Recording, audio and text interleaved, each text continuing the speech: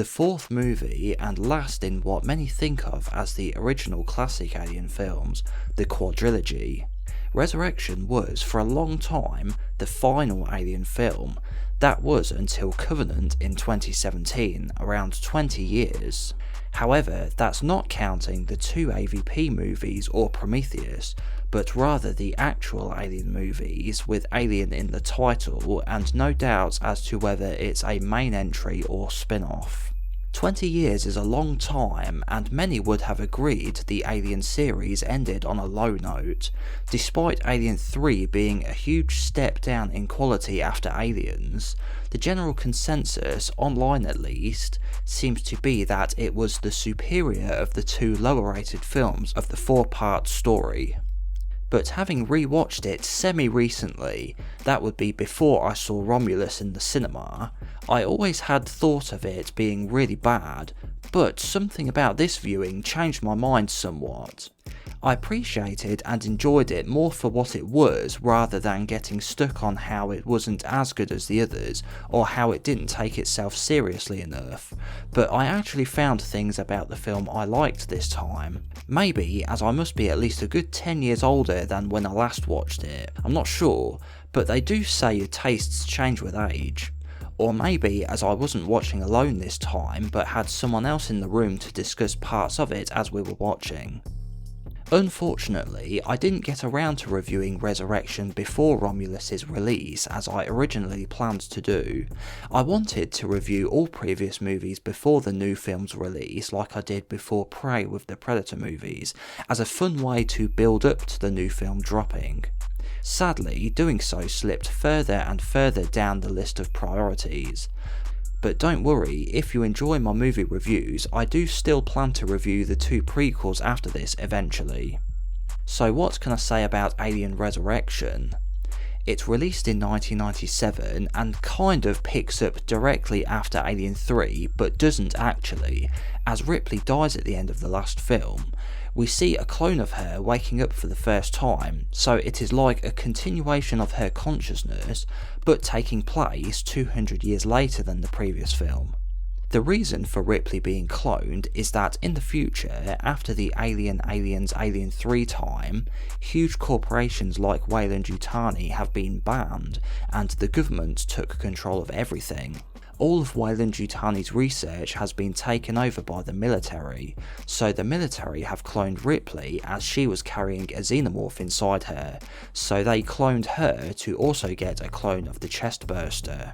I don't see how that works, as it's a separate organism than her, so it shouldn't appear in a clone, but I'll forgive that as it does kinda need to happen in order for the story to take place. So as we know, the Xenomorphs escape as they always do, and the clone of Ripley has to figure out an escape plan with a group made of 2 factions reluctantly working together. The survivors of the military of the ship, and some illegal smugglers who smuggle some cryotubes containing humans for the military to impregnate with their Xenomorphs. I actually found the lighter tone of this film and how it doesn't take itself seriously to be entertaining, and I did have a fun time watching it. It's a bit sillier than the last films with some weird moments, but on the whole, what it did do well. But it does feel disjointed from the previous 3 films, which all had a serious tone. That even includes Aliens, as while that did have characters like Hudson and Vasquez who did behave silly, when it gets down to the brass tacks, they behave more seriously, so in that film the atmosphere still feels serious, whereas in Resurrection the atmosphere feels unserious. So it depends on how willing you are to let go of that, whether it has to fit with the others for you to enjoy it, or if you can forgive that and just take it at face value. I always thought of myself falling into the first camp, but now lean more towards the second. Something that is a downgrade here is certainly the characters, as unlike the first 2 films, the characters here aren't really memorable I find. I don't even remember their names, apart from Ripley of course. There's Ron Perlman, the guy with the taxi driver guns, wheelchair guy, another android, Tuco from Breaking Bad. That's how I remember them. Tight!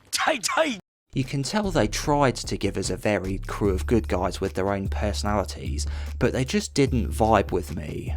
Another thing I don't like is the aesthetic, as it is very bland looking, with a boring colour palette throughout the film's locations.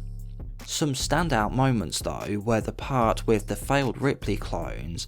I thought that was well done and showed us how evil the scientists were and how messed up it is to combine a human with a xenomorph. These hybridizations happened because the cloning process wasn't perfect and Ripley's and the chestburster's DNA mixed together somewhat, which also results in Ripley 8 the clone having acid blood and enhanced strength and senses.